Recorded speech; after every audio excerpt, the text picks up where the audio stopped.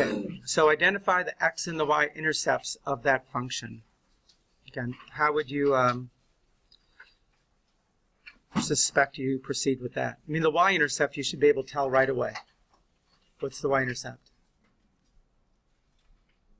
Negative 12. The negative 12, right? Because if you substitute x equals 0, all those other terms go away. Right? Always the constant term is the y-intercept. So definitely the y-intercept would have been here. Oh, I'm not in draw mode.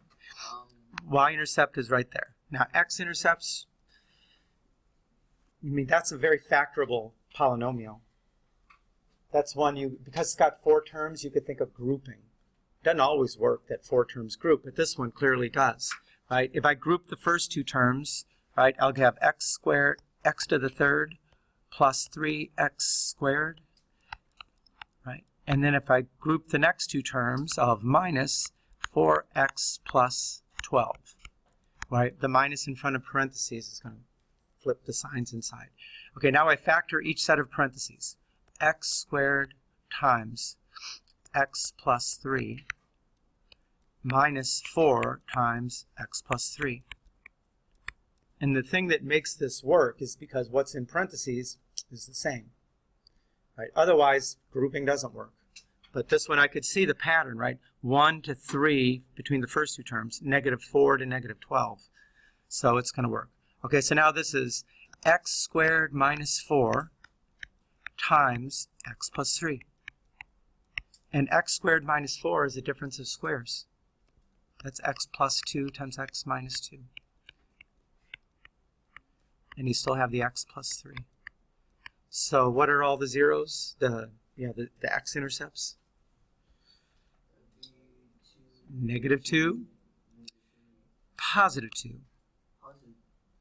and negative 3. Right? Make sure you're picking, negative 3, 0, not 0, negative 3. They clearly put that in there to kind of trip you up. But again, if you had to calculator, just graph and look for them. Right? That would be a very easy problem with a calculator. Okay, describe end behavior of a polynomial. Well, what kind of polynomial is it if it starts with an x squared? It's a quadratic, right? So the shape of it is a parabola, and the parabola either opens up or it opens down. This one has a negative in front of the x squared, so which way does it open? Down. So we don't know where this thing is because they just have letters for B and C there, but we know it's going to be something like this, right? And so what is the graph doing as x approaches positive or negative infinity? What are these arrows doing? What is y approaching? Negative infinity. It's going down, right? So y approaches negative infinity. So remember, that's the leading coefficient test, which is, based on the degree of the polynomial and the sign of the first term, you should be able to tell end behavior in a polynomial, right? If it's a even, then it's like a parabola, right? It either goes up, so it's either going to be positive, positive, or negative, negative. If it's an odd polynomial, like a cubic looks like this, right? Its end behavior will be different to the left than it is to the right. So it would matter. And then whether it has this shape or whether it's exactly reversed of that depends on, is that a negative? So just based on that much information, you should be able to get it. Now, if you were just totally confused on something like that, looking at it, just substitute values for B and C. Right? Just put anything in. Because it has to work for any particular numbers if it works for all B and C. Right? So just substitute something, look at the graph. On the left will be positive, right? Yes. Okay. Compositions of functions. How do we do that?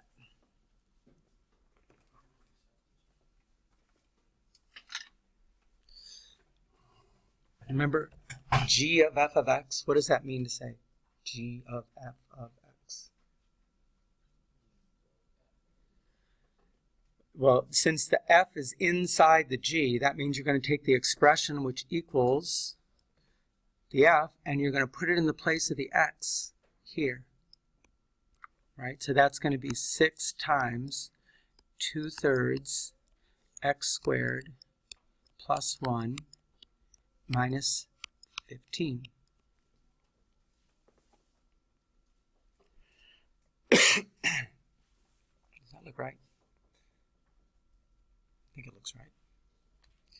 And then simplified, that isn't exactly what it looks like, but 6 times 2/3 would be 4x squared. 6 times 1 minus 15. So 4x squared minus 9.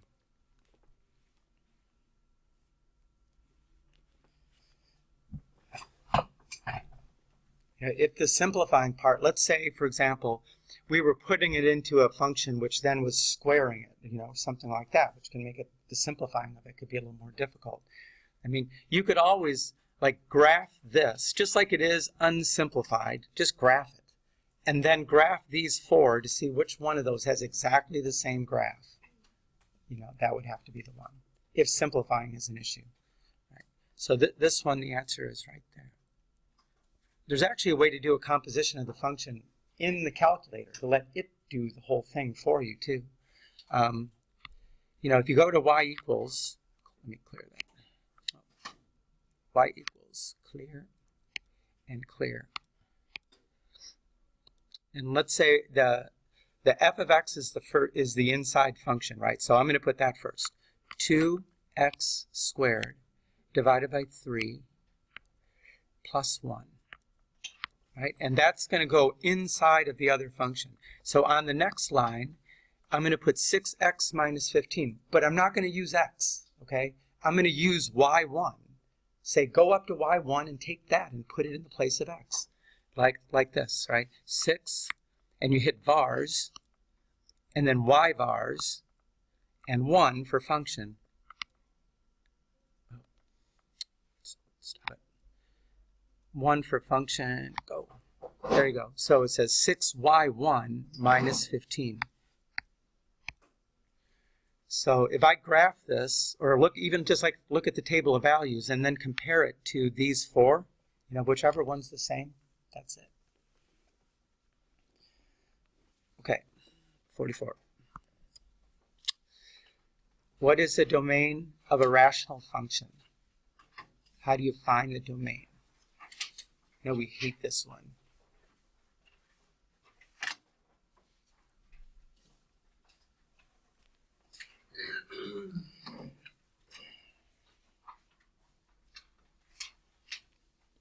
Remember, rational functions have asymptotes, right? That's what they're characterized. They're all different. They're not like one shape of a graph, but they have asymptotes. And where do we find the vertical asymptotes? The zeros of the denominator. So you take that denominator and find the zeros. Just set it equal to 0 and solve.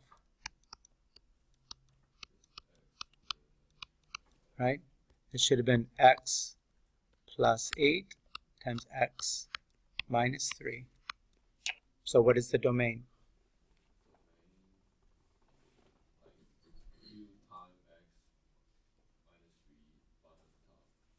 Well, you have to say, we said it like this. We said x does not equal negative 8, and x does not equal 3. Now, the way they said it is, it's all real numbers except. Okay, same thing. So which is the right answer? B. If you graph this in the calculator and then go to the table of values, look to see where it says error. You go to the x value where in the y column it says error. That's it. Because there's an asymptote there. It can't calculate the value of the function.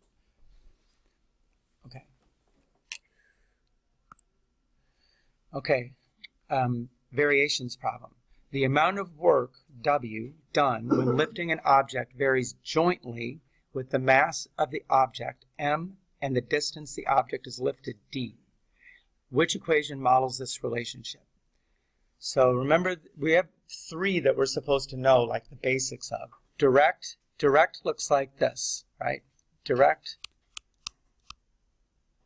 y equals kx. Inverse,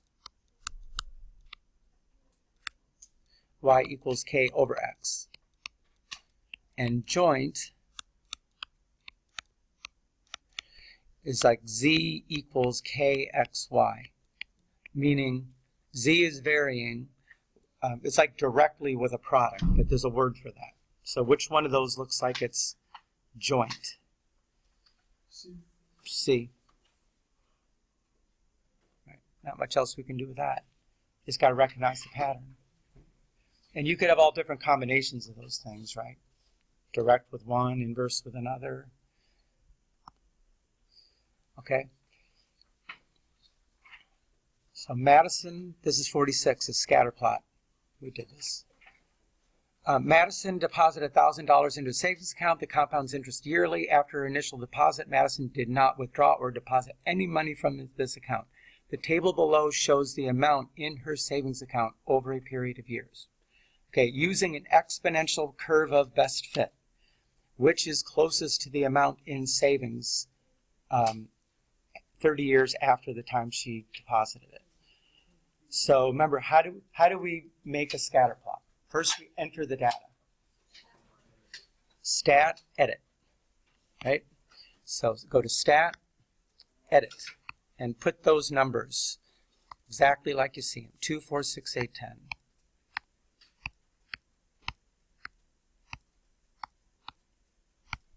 And go to the right column, 1123.6. 1262.48.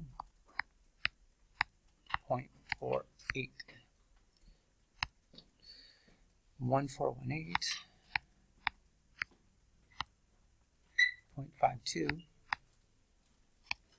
1593.85. 1790.85.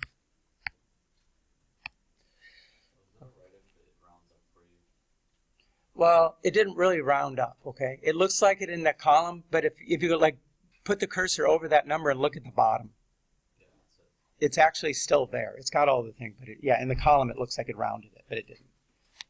Okay, so now how do we look at it? If we want to see what it is, this time they told us what kind of function to use, but a lot of times they don't. How do you look at the data? Second y equals 1. And turn on the plotting of points. Now, before I go to zoom 9, I want to clear out what I've got on my y equals so it doesn't crowd the picture.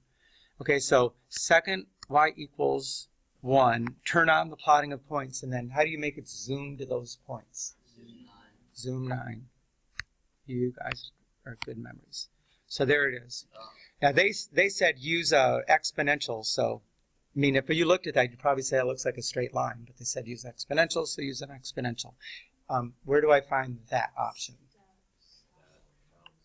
Stat, calc, and then scroll to look for the exponential, and it looks like it is at 0, right? What does the REG stand for at the end of that?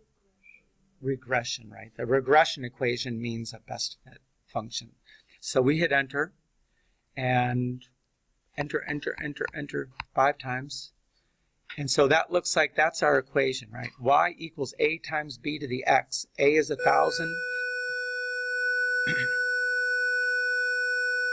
A is 1,000, B is 1.06. So if I wanted to write it down, it would look like Y equals 1,000 times 1.06 to the X. Right? That's what that says on the screen. Okay, but the question was, then how much money would you expect in the account after 30 years? What are they expecting you to do with that? Plug in 30 for X, right? So substitute 30 right there for X there and do the math. Now, if you know the calculator well, and you may not know it this well, but you can always do this, right? You can go to Y equals, and then we go VARS 5 for statistics, EQ, and there's your regression equation. So when I hit 1, it's going to put that equation at Y1. Right? Now, if I look at the graph, see there's the regression equation going right through those points. And we want to know what's the value of that function in 30 years. You could either just go to the table of values and scroll to 30. Is there a certain mode you need all this on? No. Nothing about mode. Usually I would just go second window and turn it to ask so that I just put in what I want instead of having to scroll. Now I go to the table, I put in 30, and the answer is 5743.5. Yep, there you go, C. But if you write it down and substitute it in, you should have gotten close enough, you would have realized that that was the right answer. Again, if you want to put a function at y equals your regression, first you make the regression equation.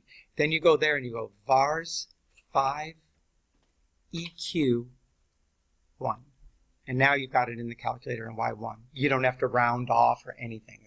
Everything's there.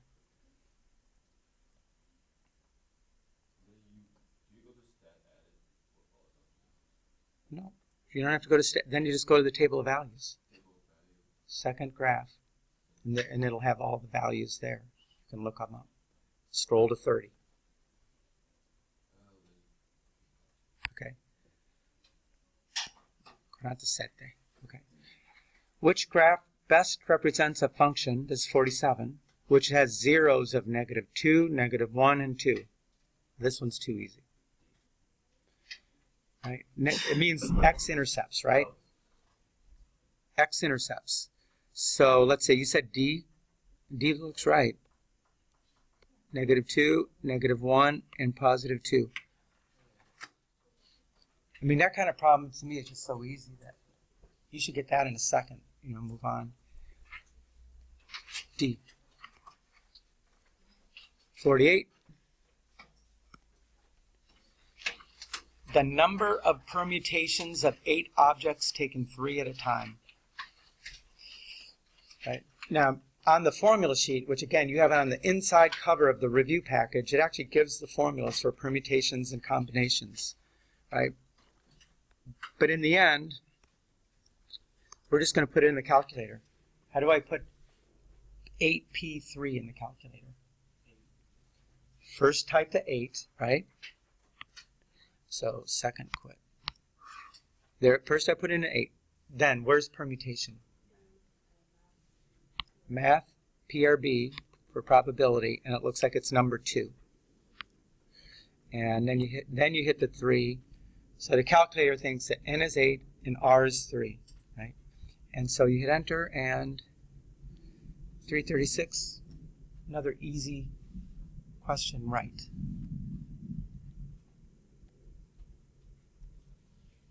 In case anybody was still looking at that.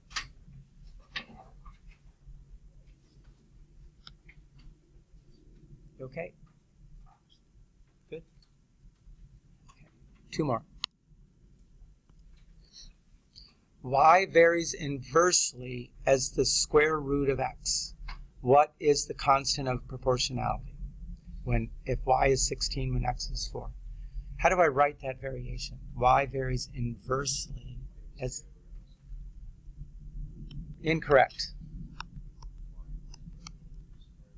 The square root of x, right? It varies inversely, so it means it goes in the denominator, and it's the square root, right? Not to be confused with the square, right? Square root means the radical. Okay, so now, what are they asking us to solve for? The k, right? The k is the constant of proportionality, constant of variation. The SOLs always use the word proportionality, The book never does. But we just substitute those 2 values. So 16 equals k divided by the square root of 4. So 16 equals k over 2. So k equals 32. It's another gimme. Not a gimme.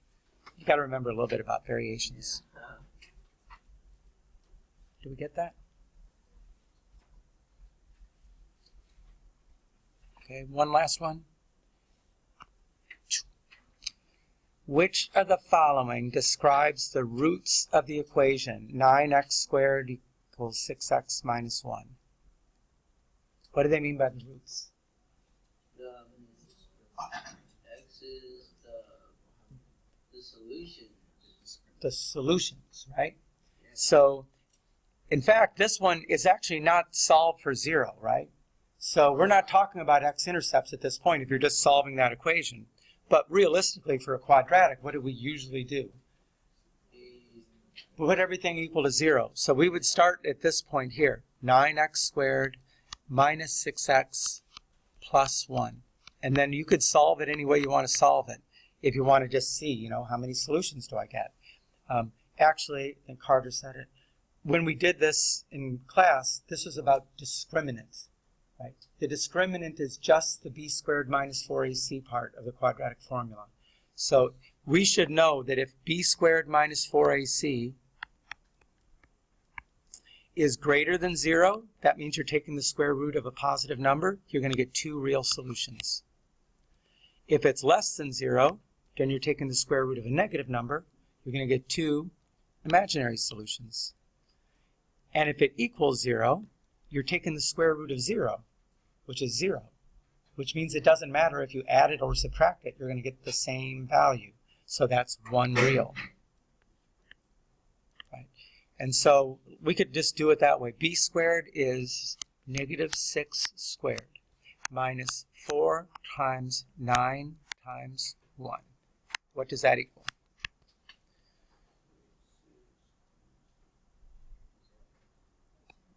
Zero. So how many solutions and of what kind are they? 1 real. Okay. Remember, you can't get 1 imaginary, right? You can only get 2 imaginary. They have to be in even numbers. Now the other thing, you could have just graphed it. You know, just look and see how many times. If you put this in the calculator just at y equals, it would have only touched the x-axis in 1 spot. There you go. There's your 1 real solution. Remember, the real solutions are x-intercepts on the graph. So you have any questions about that? You got good notes there that'll help you with this? Okay. So I'm going to give you the homework, and then I'll give you the quiz if you want to write that down. It's not much. Let me stop our recording.